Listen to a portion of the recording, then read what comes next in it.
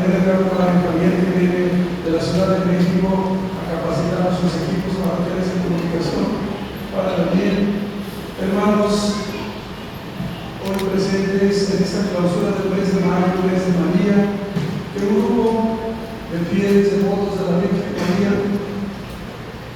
quiere consagrar su vida presente a la Virgen María en este mes de mayo, según lo recomienda en su verdadero tratado de la devoción de la Virgen María, este gran santo Luis María Viñolo de Montfort, que inspiró entre otros muchos a San Juan Pablo II a decir: totus tuus María, todo para ti quiero ser, Madre mía. Y Juan Pablo II nos da ejemplo de que el amor a María y el amor a Cristo verdaderamente lleva a la persona al bautizado a una dimensión misionera que abarca todo el mundo, como lo hizo él de una manera excelente, excelsa. Hoy estamos celebrando esta asamblea de las comunicaciones de la Iglesia con ocasión de la 59ª jornada de las comunicaciones que inspira el documento del Vaticano II en la llamada Vita Crítica. Hoy tenemos que volver a restaurar nuestra mirada a Jesús, porque volviendo a nuestra mirada a Jesús, Él hace un verdadero periodismo. El periodismo es palabra e imagen. Si es un periodismo escrito, es palabra escrita. Si es un periodismo radiofónico, es su palabra. Si es un periodismo televisivo, ahora con redes sociales, es un periodismo donde se combina imagen y palabra. Ciertamente, estamos en una época donde la imagen tiene mucho realce. Hoy la imagen cuenta mucho. Hoy ya no tenemos paciencia para leer. Imagínense los periódicos de antes. Era línea, una foto chiquita, línea. Hoy los jóvenes se aburrirían. Hermano, porque era enviado. Hoy queremos imágenes, pero ciertamente se ocupa imagen y palabra. Y Jesús, dice el apóstol San Pablo en la carta a los Colosenses 1:15, eres la imagen visible del Dios invisible. El Dios que es invisible se ha hecho visible en Jesús, imagen del Padre. Además, Jesús es un maestro de la imagen. ¿Quién de nosotros, escuchando la parábola del buen samaritano, no se imagina la escena como si fuera una película, una serie? Había un hombre que bajaba de Jerusalén. A lo mejor nunca hemos estado en Jerusalén, pero ya dice bajaba. Ya nos imaginamos que era una montaña y que va allí el hombre bien contento para con su familia, hizo las compras en la grande ciudad de Jerusalén, ahí lleva la ropa, los víveres, el queso, las uvas, va bien contento por darse con su familia. Y mientras va caminando, unos asaltantes lo atrapan, lo golpean y le roban todo lo que traía. Lo dejaron mal heridos en el pueblo y sin nada. La alegría que llevaba se la acabó. Pasó un sacerdote, se santificó y dijo: tengo que ir a rezar. Pasó un seminarista, un levita, y tampoco claro. Pero pasó como enemigo del pueblo judío, un samaritano que le hablaba en el pleito, y se le conmovió el corazón y pensó: si yo no hago por él, se va a morir. Nosotros pensaron: si hago algo por él, me puede pasar algo a mí. Imagínate que están extorsionando a alguien en la calle, lo están asaltando con pistola. ¿Cuál es la primera reacción? Córrele, porque te puede pasar a ti. Comprometerse con el desgraciado, con el que está en desgracia, no es fácil. Y este samaritano se compadeció, se puso en las sandalias de aquel. Se acerca y seguramente la primera: ¿qué te pasó? Y empieza con aquel odio, aquel rencor. Los hijos de San Miguel me robaron todo. Pero identifiqué a dos cuando los vea. Y el buen samaritano no solamente le cura las heridas, sino le ayuda a hacer una catarsis, a también a sanar lo espiritual. espiritualmente, porque cuando estás muy enojado, tomas decisiones violentas, y el buen samaritano no solamente le pone aceite y vela, sino que también le ayuda a reconciliarse. Y después de que hizo catarsis, como diría un psicólogo, Carlos, logoterapia, lo sube a su montura, a su burro, a su caballo, y lo sigue terapiando, como se dice en el mundo psicológico. Le va ayudando a que saque todo aquel, que no sea como un toro de lidia que le pusieron ahí la estaca y está bufando de coraje, buscando a quien correr. Cuando alguien sufre una desgracia, un abuso, busca cómo desquitarse con hambre. Y este buen samaritano precisamente busca que se reconcilie consigo mismo y que supere esa situación dramática y dolorosa. Y por fin lo lleva a una especie de hostal, de hospital antiguo, y dice: yo hice lo que pude, ahora ustedes cúrenlo, ayúdenle más, aquí les doy un poco de dinero, voy a mis mandados, cuando regrese si algo falta. ¿Quién de nosotros oyendo esta parábola no van a poner una película, una imagen? Es muy fácil. Había un hombre que tenía 2 hijos, y el menor de ellos, de modo que nos cuesta trabajo para no hacer, pero le dijo a su padre: dame lo que me corresponde de herencia. Así, con ese tono de autoridad, me voy de la casa, ya no aguanto aquí que me estés diciendo, ya son las 10, ya son las 11, haz su tarea, ya no aguanto, ya me voy. Y el padre, con un corazón misericordioso, le da lo que no se ha ganado y lo deja ir. ¿Quién no se va imaginando todo lo que Jesús da? Una imagen que se nos queda bien grabada. Jesús, pues, es un periodista, por así decirlo, un comunicador.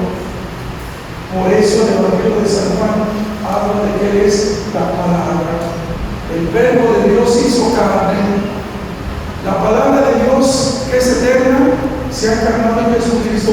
Por eso San Juan, en el prólogo de su libro, en el primer capítulo, es lo que nos presenta. En el principio existía la palabra, y la palabra estaba con Dios, y la palabra era Dios, y la palabra se hizo carne, versículo 14, y habitó entre nosotros. Es decir, se hizo comunicación permanente para que nosotros no andemos solos. Una persona sola, ¿cómo sufre? Porque ve que otros se ríen, pero no sabe de qué están hablando. Quiere comunicarse y no puede.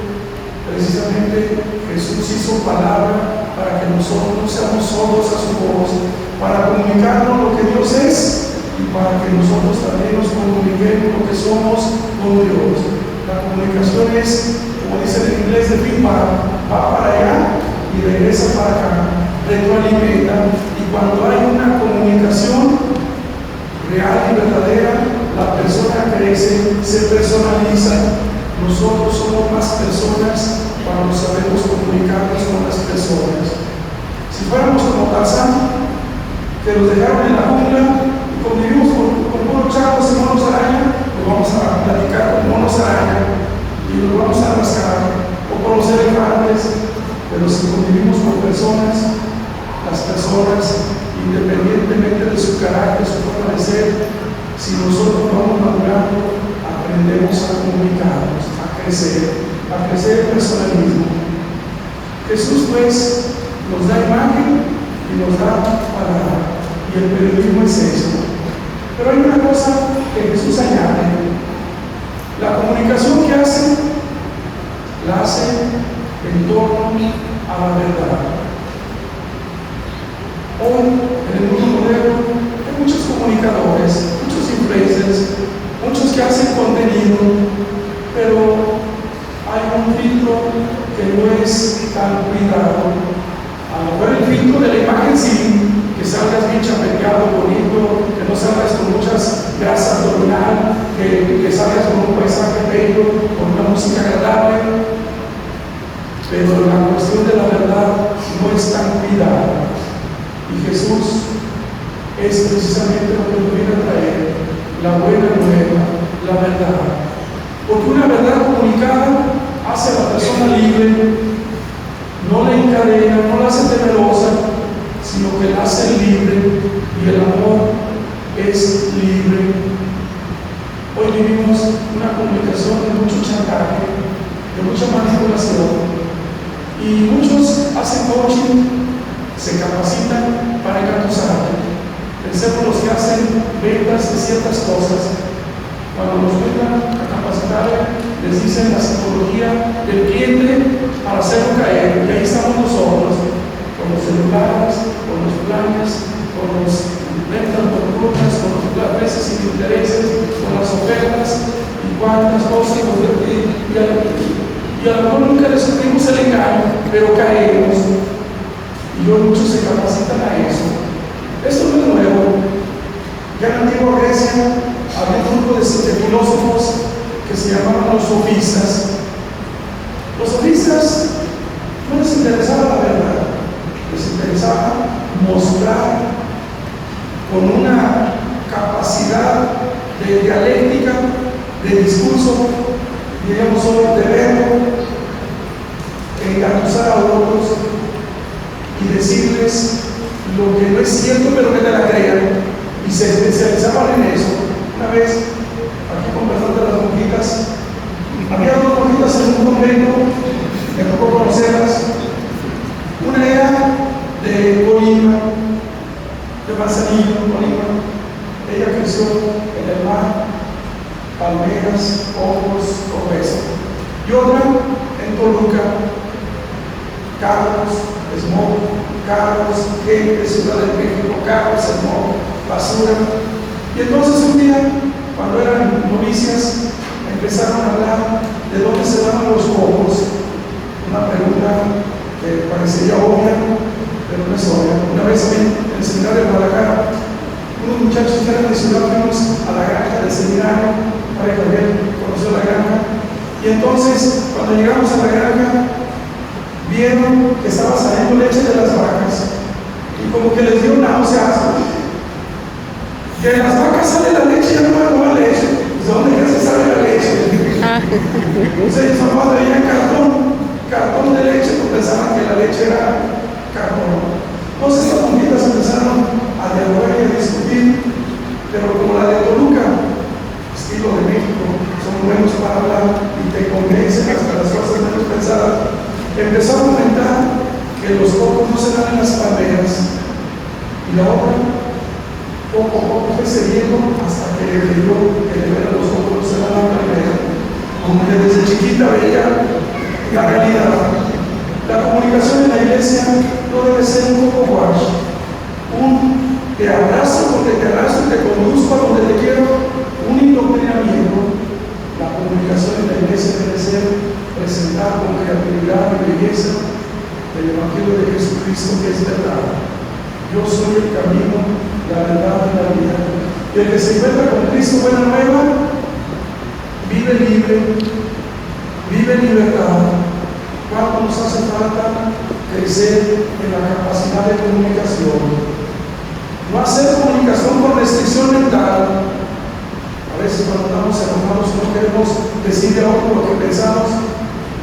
Decimos cosas a medias para que se equivoque. A veces, para que el mundo no se moleste con lo que el Evangelio dice, omito ciertas cosas. Pero si la verdad es la verdad, eso se debe decir. ¿Quién la quiere recibir? Reciba. ¿Quién no la quiere recibir? La verdad se ofrece. El que la quiere tomar, la toma. El que la quiere rechazar, la rechaza. La iglesia no debe buscar ser agradable al mundo, porque si el mundo no quiere hablar la verdad, la iglesia no puede irse por ese camino. La iglesia debe ser maestra de verdad. Como decía Papa Pablo VI, maestra de humanidad y maestra de verdad. Juan 23, Madre el Magistra.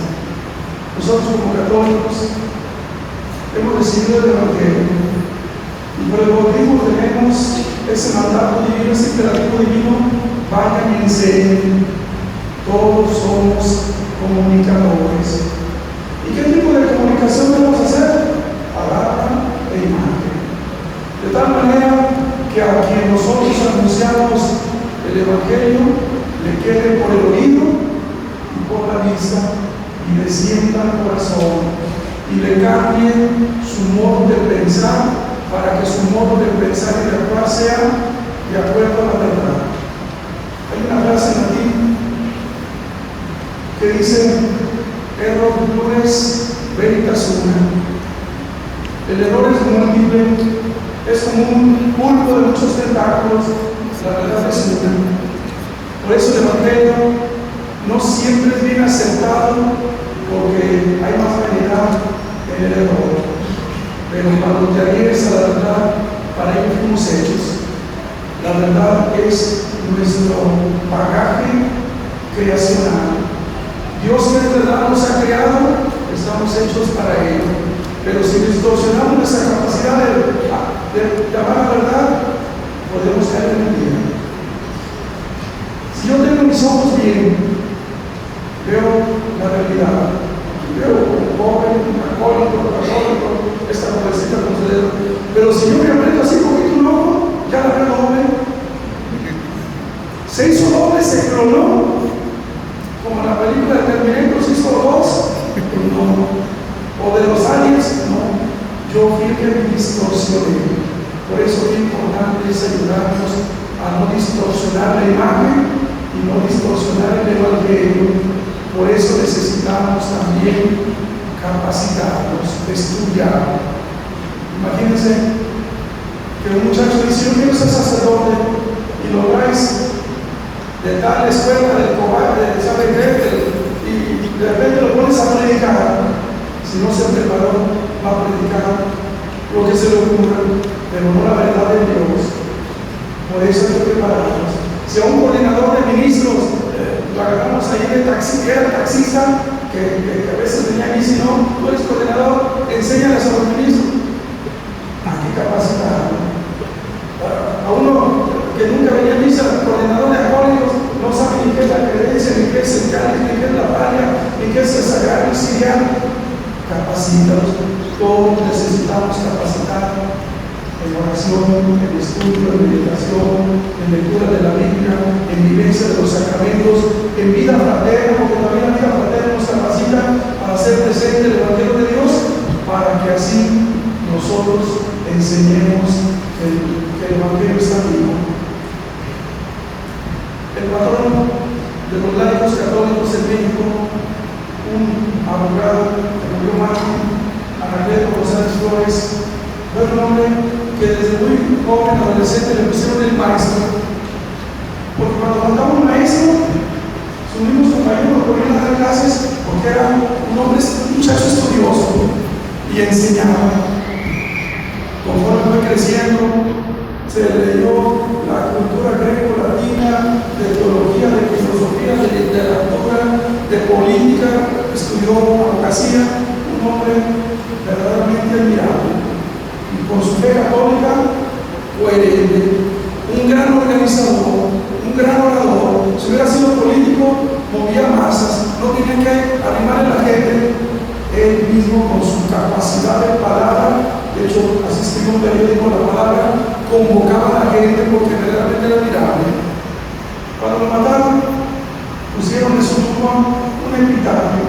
El epitafio significa la frase que le ponen en la placa. Ahí está en Guadalajara, sepultado en el santuario de Guadalupe, en la avenida Alcalde Padilla. Y le pusieron una frase en latín. Era maestro, enseñaba.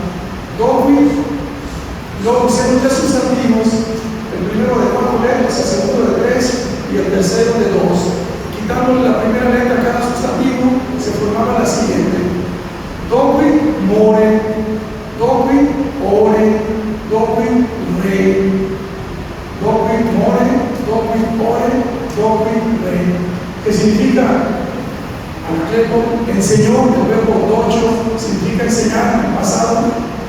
De ahí viene docente. El docente es el que enseña con su vida, con su ética. More significa moral. Enseñó con su forma de vivir. Le daban un puesto en el gobierno y le pagaban bien, pero él dijo: yo no puedo trabajar con un gobierno que persigue mi fe. ya estamos en la persecución religiosa, y él fue coherente con su vida. Se casó, tuvo 2 hijos, vivió su matrimonio con fidelidad, en pobreza. A veces no tenía ni para comer, pero él no se vendió en su conciencia, en su moral. Lo perseguían, no, y buscó siempre la paz. Hace poquito, aquel personaje francés que escribió La Cristiana de 3 tomos hace muchos años, hizo un libro sobre él que le llamó El Gandhi mexicano, porque precisamente así como Gandhi, Mahatma Gandhi en la India procuró la paz y la liberación de la India pacíficamente, también Anacleto González Flores para nada incentivó el movimiento armado, buscó siempre hacerlo con la paz. Entonces enseñó con su modo de vivir, ore, es un sustantivo narrativo que significa con la palabra, os oris, viene la palabra orar.